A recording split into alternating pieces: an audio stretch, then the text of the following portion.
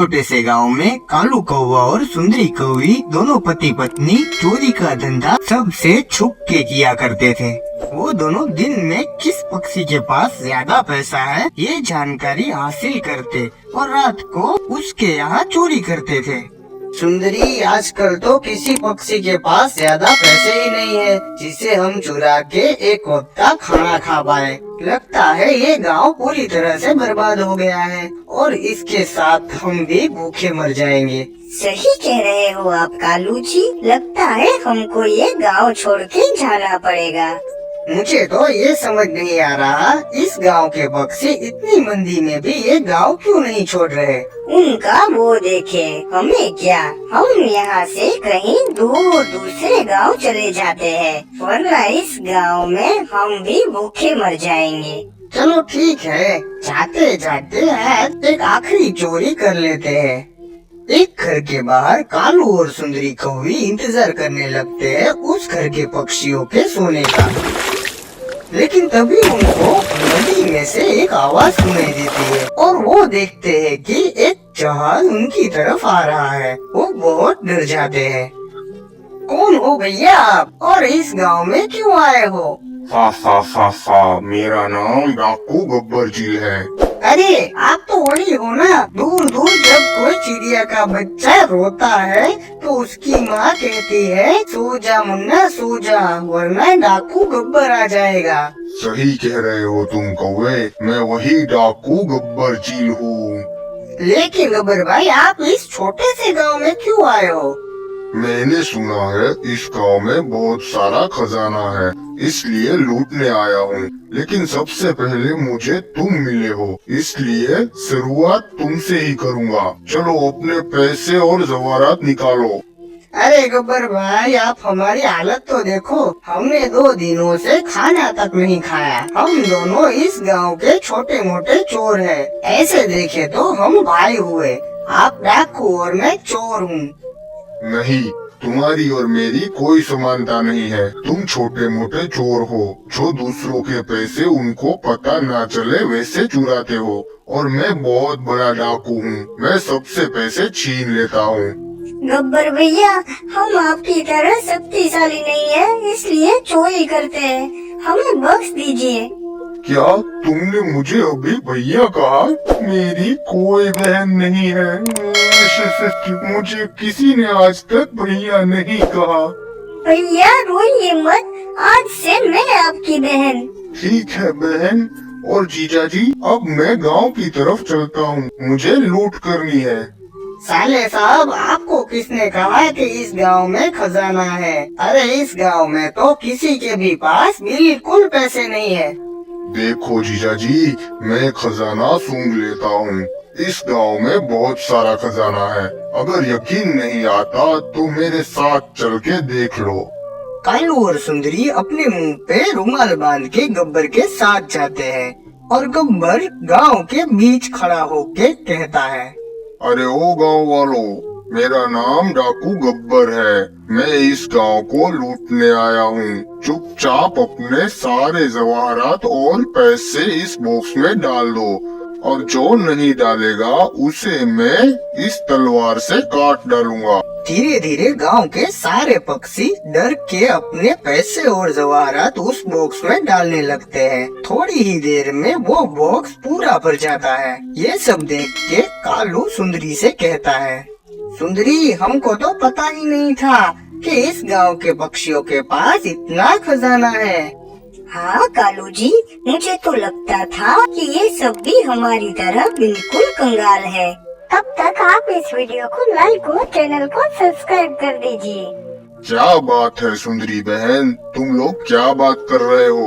कुछ नहीं गब्बर भैया, वो हम सोच रहे थे कि आप इस गांव को पूरी तरह से लूट के चले जाओगे, फिर हमारा क्या होगा? हम क्या चुराएंगे इन पक्षियों से? बस इतनी सी बात, इसका भी रास्ता निकालता हूँ। तुम दोनों अपने मुंह पे से ये रुमाल हटा दो। ये क्या कह रहे हो गब्बर भाई? अगर गांव वालों को पता चल गया कि हम दोनों चोर हैं, तो ये हमें इस गांव से निकाल देंगे। कालू जीजा जी, अब तुम्हें डरने की कोई जरूरत नहीं है, क्योंकि अब तुम मेरे रिश्तेदार हो। कोई तुम्हारे सामने आंख उठा के भी नहीं देख सकता। सुंदरी और कालू हिचकिचाते हुए अपना रुमाल हटाते हैं। सुनो सुनो गाँव वालों, ये सुंदरी मेरी बहन है। आज से तुम सब इसको अपनी कमाई में से आधा हिस्सा दोगे। अगर किसी ने नहीं दिया तो मैं वापस आके उसको सबक सिखाऊंगा। समझ गए ना सब?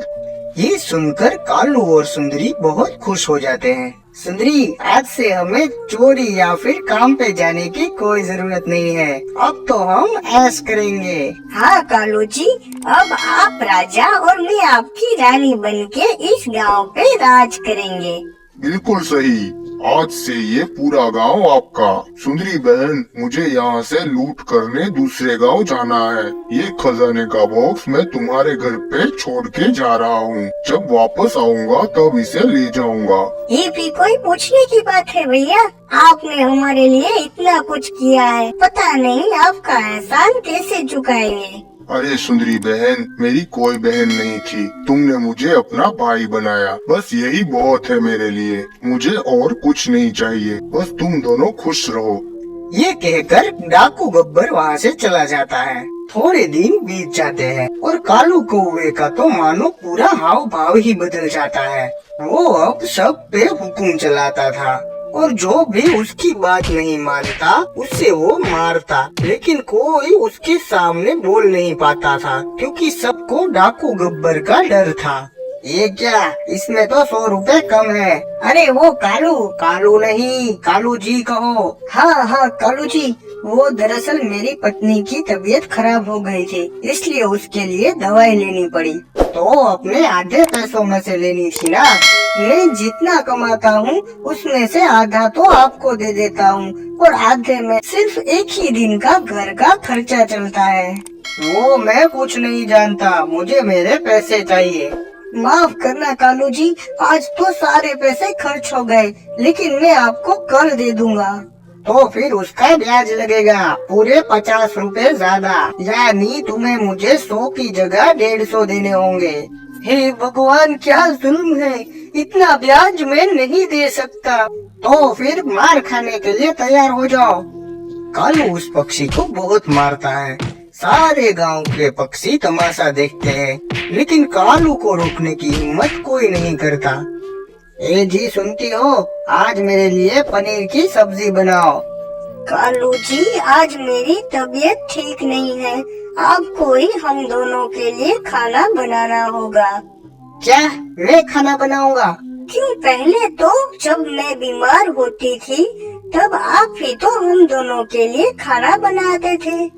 वो समय और था।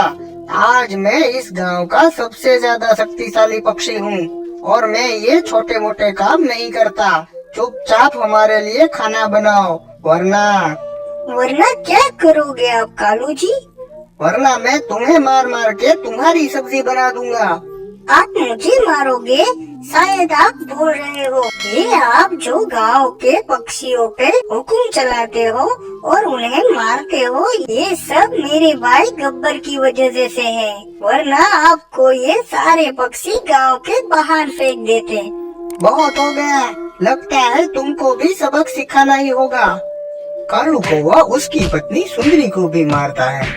दूसरे ही दिन डाकू गब्बर वापस आता है और सुंदरी की हालत देख के कहता है, अरे बहन, क्या हुआ तुमको? इतनी चोट कैसे आ गई? वो भैया, कल मैं गिर गई थी इसलिए चोट लग गई।